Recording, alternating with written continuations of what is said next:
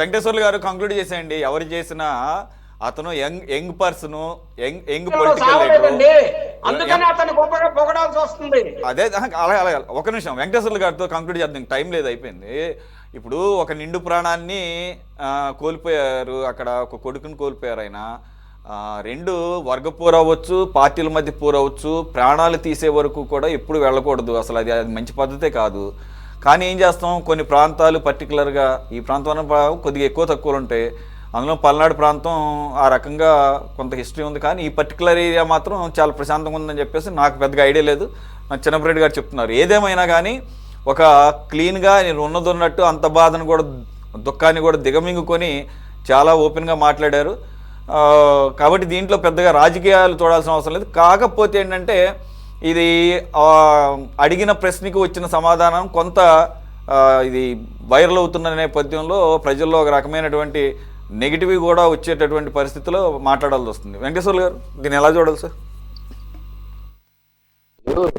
మాకైతే కొత్త కాదు, ఎందుకంటే ప్రజల కోసం, ప్రజా ప్రయోజనాల కోసం, ప్రజా ఉద్యమాల కోసం వాళ్ళు కొంతమంది ఉండరు. ఆ బూర్జువా పార్టీలో ఇది కామన్. అంతేకాకుండా ఒకే ఊర్లో ఒకే చోట అని చెప్తున్న దాన్ని బట్టే ఆ ఏరియా తెలుసు. సురేష్ గారు ఇప్పుడు లేదంటే ఆ ఏరియా ముందు నుంచి ఉంది. వర్గాధిపత్యం, ఆర్థికాధిపత్యం, వాటాల కోసం ఇది సహజమే. కానీ ఇంత దారుణంగా, ఇంత కిరాతకంగా ఒక పార్టీలో ఉండి చేసినప్పుడు వాళ్ళు కూడా ఆలోచించాలి. ఏమిటి ఆలోచించాలంటే, ఇలాంటి దుర్మార్గులు మంచోళ్ళు అంటున్నారు, ఇలాంటి దుర్మార్గులను ఎత్తపెట్టుకుంటారని బహిరంగంగా ప్రకటించి ఇటు మాకి వాళ్ళకి ఎటువంటి సంబంధం లేదని చెప్పిండాలి. అది వాళ్ళే అనుకోవడం అనేది కరెక్ట్ కాదు, ఏ పార్టీ అయినా. ఎందుకు చెప్తున్నాం అంటే, శ్రీధర్ గారు కూడా గుర్తించాలి.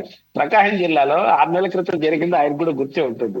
వాళ్ళ పార్టీలు ఇద్దరు కొట్టుకొని ఒక తెలిపోతే చంద్రబాబు గారి దగ్గర నుండి వాళ్ళు రాజీ చేసి 50 లక్షల రూపాయలు కాంపెన్సేషన్ ఇప్పి చేశారు. బూర్జువా పార్టీల్లో ఇది ప్రజా ప్రయోజనాల కోసం, ప్రజల హక్కుల కోసం పోరాడుతున్న సందర్భంలో వచ్చినటువంటి సమస్యలు కాదు ఇవి. వర్గాధిపత్యము, ఆర్థిక ప్రయోజనాలు, అక్కడ ఎవరు పదవులు, వీళ్ళు దీనికోసం వస్తారు రాజకీయ పార్టీలు. కానీ మరి పెద్ద ఆయన మాజీ సీఎం, ప్రధాన ఆయన మరి ఎట్లా మాట్లాడి ఇప్పుడు క్లియర్ గా నాకు కూడా వినిపించింది. దాంట్లో చెప్పిందని వినిపించింది. అది వాళ్ళ యొక్క రాజకీయ దాన్ని ఏమంటారు, దానికి వదిలేయడం తప్ప ఇంత దిగుజాడి రాజకీయాలు చేస్తే మాత్రం ప్రజలు అలాంటి వాళ్ళని క్షమించరు. ఇది సరైన పద్ధతి కాదు, దీనికి తీవ్రంగా ఖండించాల్సింది.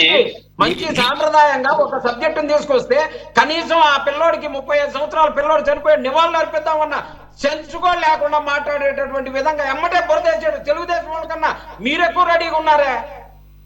అరే 35 సంవత్సరాలు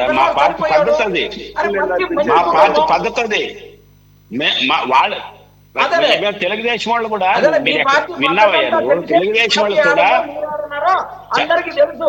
ఇవాళ మీ పార్టీ పద్ధతి కనీసం నువ్వు చెప్పాల్సి కోరుకోలేదు. తెలుగుదేశం వాళ్ళు నేర్చుకోండి సార్. మతం చేసి నివాళులర్పించే పిచ్చోడని మతం చేసిన దానికి స్వాతంత్ర పోరాట మీరు ప్రజల కోసం త్యాగాలు చేయాలి. సిగ్గులేని మాట్లాడుతున్నాం, మేము నివాళులు అర్పించాలి. మీ దొంగలకి, మీ దొంగల ఆధిపత్యం కోసం చంపుకుంటే మేము నివాళులు అర్పించాలి. సిగ్గుండాలి. ఏం మాట్లాడుతున్నాను? హీరో నేరేటివ్ మాట్లాడుతున్నావు. నేనేం చెప్పాను? చిన్నపరెడ్డి గారు ఒక నిమిషం వెంకటేశ్వర గారు, ఒక నిమిషం వెంకటేశ్వర